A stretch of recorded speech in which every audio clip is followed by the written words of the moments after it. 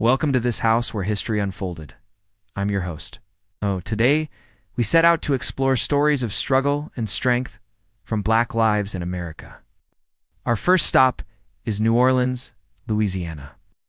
Standing before me is the cabin where Homer Plessy was born in 1862. During slavery, my great-great-grandfather was born into a wealthy Creole family in New Orleans. Despite being the son of a white father and a black mother, he was considered black by law. During slavery, the laws of Louisiana declared anyone of color, regardless of their degree of African ancestry, to be a person of color, which meant that people like my ancestor were enslaved. After slavery ended, these same laws continued to oppress former enslaved people and their descendants. This included Homer's own father, who was denied his freedom until he was over 70 years old. But even after he gained his freedom, he still faced discrimination. The stubbornness of these laws fueled the determination in Homer's heart to fight for equality. As an adult, he joined the newly formed Equal Rights Association, and in 1892 became one of the founding members of the National Association for the Advancement of Colored People, or an AACP. 5 years later, he was part of a group of activists planning a protest against segregated streetcars in New Orleans. The plan involved riding a streetcar that was separated for whites only. Homer was selected as the man to test the new law because he looked white. But while on the ride, a white police officer demanded that Homer move to the separate car. He refused. And when the officer touched him, Homer resisted, which resulted in him being arrested. This case went all the way to the Supreme Court. The unanimous decision was that racial segregation was indeed legal. This was the devastating outcome of the case. But it wasn't the end for Homer. He continued to fight for civil rights, becoming the executive secretary of the NAACP. It was a position he would hold for 34 years.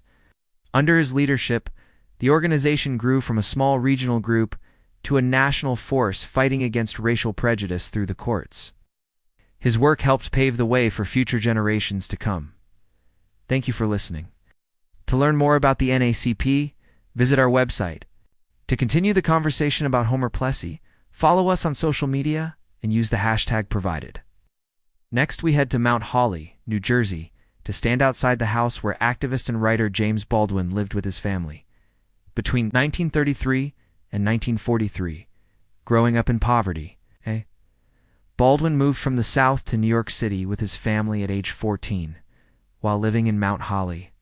He attended night school to earn his high school equivalency degree, and then went on to study at the New School in Manhattan. He had dreams of becoming a writer, but his path was not easy. At 19, he had a nervous breakdown and spent some time in a psychiatric hospital, but soon after he began writing prolifically. One of his first novels, Go Tell It on the Mountain, was semi-autobiographical and dealt with the struggles of growing up black in America.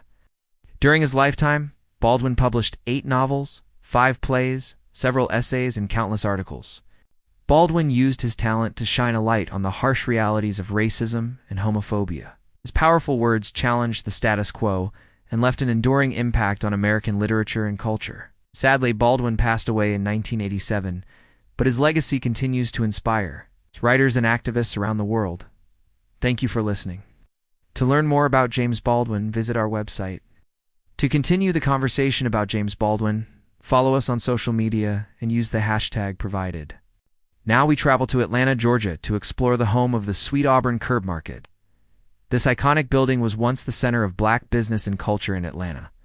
But the road to its creation was long and difficult. The early 1900s, Atlanta was undergoing rapid growth. The black Atlantans were excluded from many economic opportunities because of the color of their skin.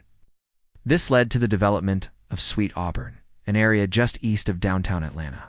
It became a hub for black entrepreneurship, housing shops, restaurants, and other businesses owned by black people. In 1919, a fire destroyed much of downtown Atlanta and forced many businesses to relocate. Many black business owners found themselves without a place to sell their goods, so they came together and created the Sweet Auburn Curb Market, named after the street on which it was located.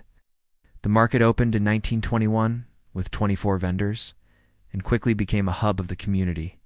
For decades, it thrived, providing jobs and economic opportunities for black Atlantans during a time when they were denied those things elsewhere. But in the 1970s, Market began to decline as shopping patterns changed and new shopping centers were built. By the late 1980s, the market was on the verge of closing. But the community fought back, launching a successful campaign to save it. In 1995, the market was placed on the National Register of Historic Places, and today, it continues to be a vital part of Atlanta's cultural landscape.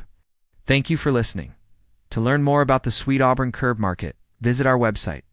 To continue the conversation about the Sweet Auburn Curb Market, follow us on social media and use the hashtag provided.